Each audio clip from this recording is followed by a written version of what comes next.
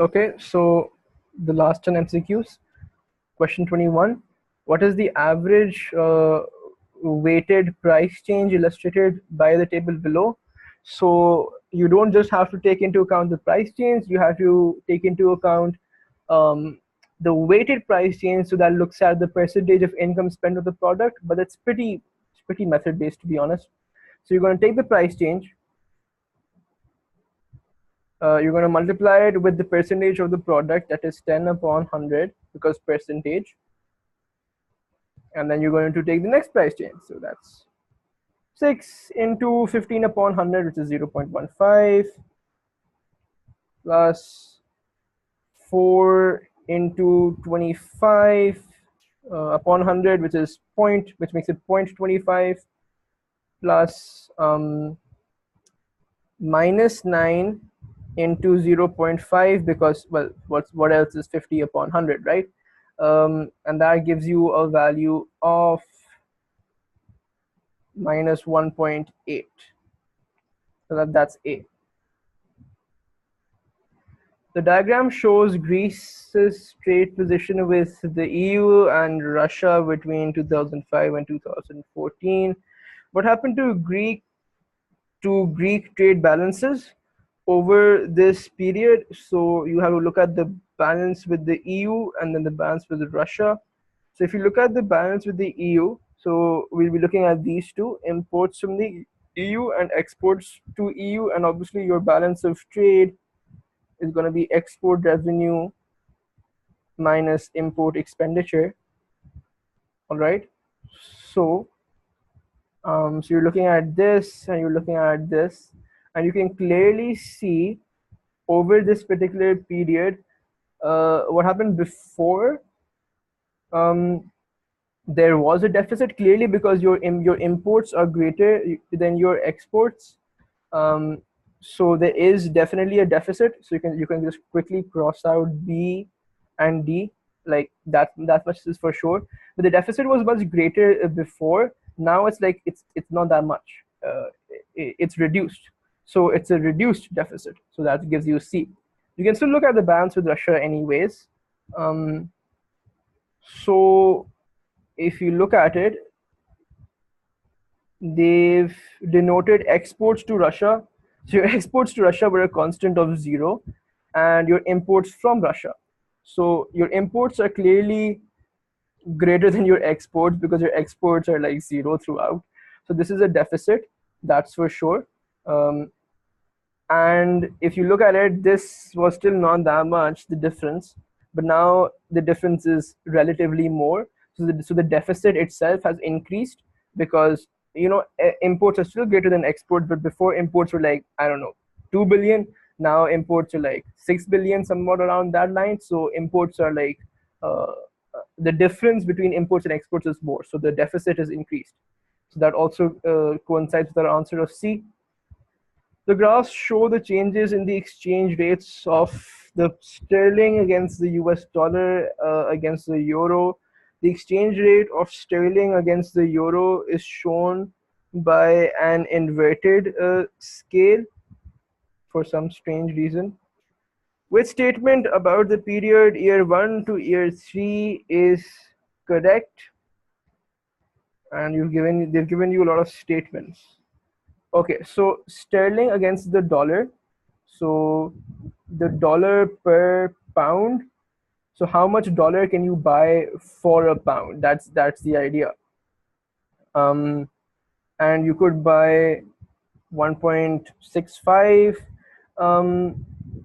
dollars per pound, or per sterling rather. And now you can buy, you know, less dollars per sterling. So it goes kind of gone from 1.65 dollars to a sterling to 1.40 dollars to a sterling. So the same sterling can buy less dollars than it could before, which means, you know, relative to the dollar against the dollar, the sterling has depreciated against the dollar. So you can quickly cross out A because it says that it appreciated against the dollar, depreciated against the dollar. You could cross out B as well because you want depreciated against the dollar and depreciated against the dollar. So you're left with two options, and now we look at sterling against the euro, and you have an inverted scale. So this way is decreasing. So what's happened is it's gone from somewhere like almost, let's say, 0.7 euro per sterling. That's what it's given to, I don't know, 0.62, let's say, euro for a sterling. So the same sterling can now buy less euro than it could before, and hence this is also depreciated against the euro. The sterling has depreciated against the euro because its value has gone down. It can buy less euros than it could before for the same one sterling, which gives you C. What has happened when a country's terms of trade, which are basically its export price upon import price, so it's ratio of export prices to import prices. I think you used to multiply that in 200 as well, but that doesn't really matter that much. Anyhow, so what happens when they are said to have moved in a favorable direction? So that means this entire fraction goes up. So either export price goes up or import price goes down, or both increase, but export price increases by more. Okay, so what has happened? Each unit of imports costs more exports. That doesn't make sense. That would happen if import prices have gone up, which is not something that you want. That would happen if, well, your every unit of imports, if they're costing more exports, that means you're having to give up more exports for the same amount of imports, which means the price of exports is less as compared to the price of imports, which is not what you want. Foreign currency enters the country to pay for exports. So more foreign currency enters the country to pay for exports, and that's fine. If the export price is greater, then more foreign currency will enter the country to pay for the exports. So that works. The monetary value of exports and imports is equalized. Is not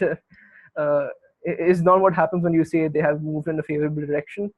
The ratio of index prices of index of export prices to the index of import prices increases. All right. So now here's the issues. It says index prices of export prices to the index prices of import prices increases, and that makes sense. Export prices increase relative to import prices. In fact, that would be your answer. So let me just quickly correct myself. And I think the reason why it can't be B.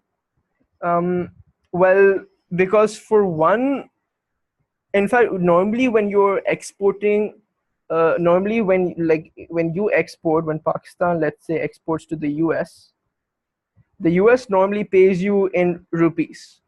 Well, maybe I'm not sure about this specific example, but usually, as per economic theory, at the very least, you pay the country in which you're importing from in their own currency.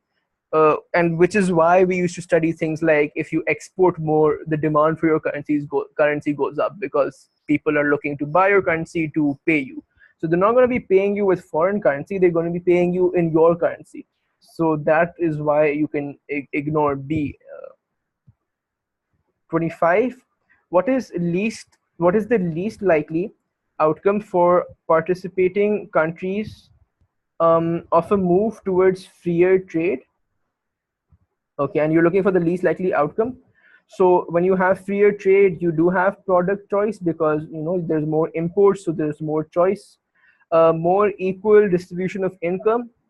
Well, that's a little weird. Let me get back to that in just a second. You do have greater international specialization. Standards of living normally do increase as well because what happens is that your GDP and all of that goes up because your aggregate demand, the output The output that you're producing goes up because you're specializing, so you're producing in what you have a comparative advantage in, what you're good at producing.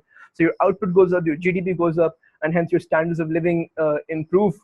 However, when you and your standards of living, basically they just look at like stuff like GDP per head and so on. But when you really look closer, your distribution of income won't be more equal. If anything, it'll be less equal because what happens is then the skill set of a particular industry in which you have your comparative advantage, the demand for that goes up as you specialize, and the industries where you don't have a comparative advantage, and you just ignore them, so the demand over there goes down. So you get some sort of a structural unemployment mess, and hence the people who worked or in whatever particular export that you have a comparative advantage in, or whatever exports you're specializing in, their incomes go up. However, on the flip side, people who were previously working in some products that now you're not specializing in, now that you're just abandoning, well, their incomes go down, and hence there's a less equal distribution of income, not a more equal distribution. And intuitively as well, globalization has caused a less equal distribution, more inequality rather than more equality. So that was that. The diagram shows that the imposition of a tariff raises a product's world price from 10 to 14. What was the change? What was the change in domestic producers' income as a result of the tariff? So we're looking at the domestic producers' total revenue. So I'll use blue to donate what was to show what was there before. Um, so if you look at world supply, in fact, if you can just quickly make world supply. This is world supply before, and when you get a tariff, it goes to this point. So the idea here was before your domestic demand wants 100, it was consuming or satisfying domestic demand like 80 by a quantity of 80 million from international imports, but 20 was being satisfied by your local supply. The reason is because if you can clearly see, for this particular range of quantity, your domestic supply has a price that is lower than 10. So like something like look at this, right? It's less than 10. So your domestic supply up till quantity 20 is in fact cheaper than world supply. So you were getting revenue of this. I mean, obviously, it's cheaper than what world supply is. That is what I was trying to explain, why you consume domestic supply here. But obviously you're going to be consuming at a particular common price though for the intents of our calculation. That was just to help explain, help indicate where you consume domestically, where you don't. Anyhow, so you're consuming 20 million domestically at a price of 10. So your old income was basically 20 into 10, that's 200 million. Now you look at your new income, you're now consuming 30 at 14. So 30 into 14 is whatever it is. That would be 30 into 14 is 420. And you want to find the change, that's 420 minus 200. So it increased by 220. It rose by 220 million. That's what you're going to be looking at. What is a disadvantage? When a quota replaces a tariff to reduce imports. Now, just off the top of my head, I can think of it like your tariff brings tax revenue, but when a quota replaces it, well, you lose out on the tax revenue. So, and yeah, it's less effective at raising revenue for the government. That's like a very common disadvantage. It's not harder to anticipate its impact. It's in fact easier because, well, for sure it will reduce quantity to this much because you're forcing them to. It is less effective when imports are necessities. It is in fact more effective because in tariffs they would still continue to import that particular more or less the same amount. if they're necessities, if they have low PED, if they're inelastic, basically, they will just pay the higher price. But with the quota, you have to reduce it to the quota volume, right? You don't have a choice there. It doesn't prevent any involvement of market forces. It distorts them a bit, but the idea still is, when you impose a quota, you in a way you shift your supply curve, but the demand curve still finds the new price level. So, well, there is still some sort of market force or some market forces at play. 28, all other things being equal, what will be the likely effects on the US budget deficit? So your budget is basically tax revenue minus government expenditure. And obviously, if you're in a deficit, you're spending more than you're earning, so your government expenditure is more than your tax revenue. So budget deficit and the supply of US government bonds. If the US government increases its expenditure, so if you increase your expenditure, this becomes even more negative. Your budget deficit increases, you go into more deficit, right? Um, and if you increase your expenditure, what happens to the supply of US government bonds? Well, to tell the truth, I'm not very sure, but normally when you increase your expenditure, you look for some way to finance it. So you want some money so that you can finance that increase in expenditure, because like, well, money is not going to fall out, eh, from the sky, right?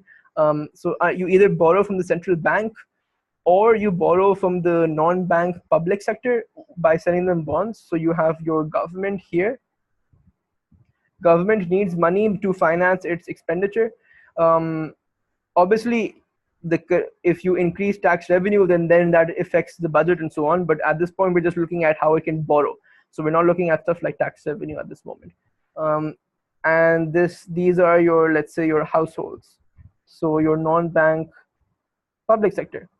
The government will give them bonds, and they will give it money, which is what it wants. Since it's increasing its expenditure, it wants more money. For that, it will have to sell more bonds.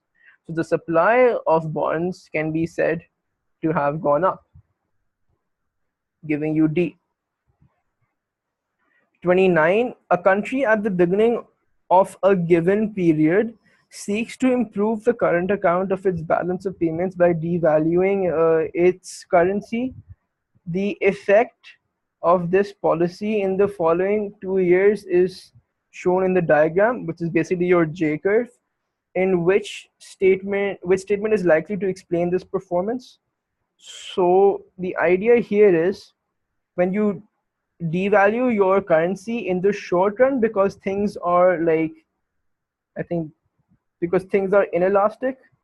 So this is your short run, because things are inelastic. I'm not going to go through the entire explanation now, but we've studied this a lot of the time. Your deficit gets worse. However, in the long run, or the relatively long run, because things then become elastic, and the Marshall, I don't know how to spell this dude's name, but the Marshall-Lerner condition is met, then your current account starts to improve. So here it's gone. It's still in deficit right now, but it's improving, and then slowly after this point it goes into a surplus. In the short run, the price elasticity of demand for exports and imports was very low. Very low means it's inelastic, and that makes sense, because then it basically means that the PED for exports plus PED for imports is less than 1. If it was greater than 1, then the Marshall-Lerner condition would be met and it would improve. The current account balance would improve. If it's less than 1, then it's not met, and then it worsens, which is exactly what we see here. The domestic inflation rate fell after 12 months before having the desired effect. I don't know what they're trying to say with that. It has no link with domestic inflation rate. The elasticity of demand for imports diminished after 12 months. Quite the opposite. It in fact increased, so it got more elastic. The policy was ineffective, and other factors must have led to an improvement in the current account. I don't even know what to say to this one. 30. Suppose a country has a rate of inflation well below its target rate, high unemployment, and a large balance of payments deficit. What would an economic advisor um, to the government be most likely to recommend? So you need to control your unemployment rate. So you probably need some sort of stimulating effect there. You have a large balance of payments deficit, so you need to get that under control as well. You'll need to move that towards a surplus. But the inflation rate is flying, so you can afford to have some sort of inflationary pressure. Now, a long run supply side policy aimed at improving a country's efficiency, so improving both unemployment and balance of payments positions. Um, I wouldn't say so because, well, it's a long run supply side policy. I mean, it takes time. And if your inflation rate is below the target, you can afford short run inflationary pressures. Even if you would probably go for some sort of aggregate demand related policy, because even if you get demand pull inflation, but if it helps you reduce unemployment, it's worth it because your inflation rate is below the target level. So you'd probably want to have the most likely effect goals here. Like this is something that could be advised, but it isn't most likely to be advised because it's a long run policy that would have a long time before you see any of the advantages.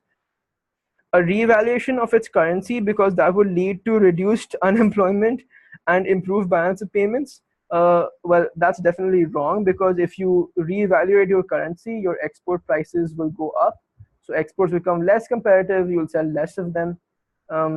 Import prices would go down, and then probably import you people are going to buy more imports, so this will reduce aggregate demand, it will increase unemployment, it will increase your deficit, so that doesn't really help. Again, now this is all depending on elasticity, but you can normally, it's a fair assumption to make, usually when you sell things in the international market they are like more or less elastic. So um, it's very unlikely that things are your exports and imports will be inelastic. That happens really for a really short period of time in most cases. So when you talk about most likely, you just go ahead and make a fair assumption that these exports and imports would be elastic, and if they are elastic, then an increase in export price just decreases export revenue, and so on. A rise in interest rates, no, and because a rise in interest rates is contractionary, it decreases aggregate demand, and that doesn't help with unemployment.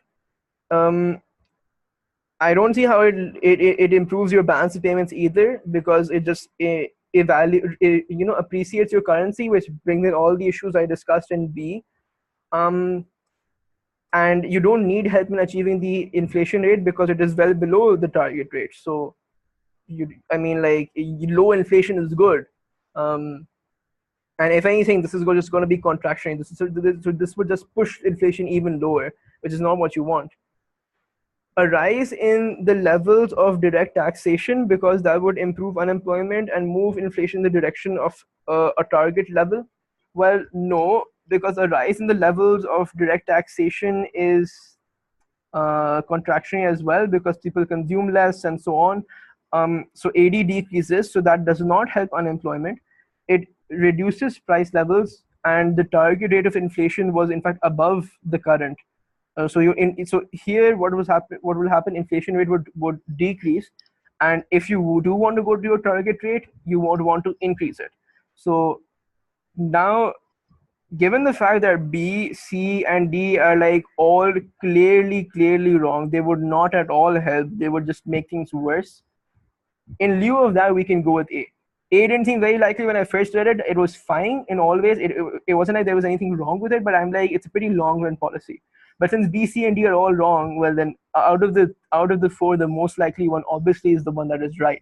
So you just go with A because that actually helps through efficiency. You increase output, you increase aggregate supply, so employment is improved. and your balance payments position is improved because your exports are more competitive and so on. So they sell more. I quickly check my answers for these 10 MCQs. All right, so that was it. These 10 MCQs were also surprisingly all fine. Um, so we marked our answers correctly. Hopefully that helped. That's it from my end.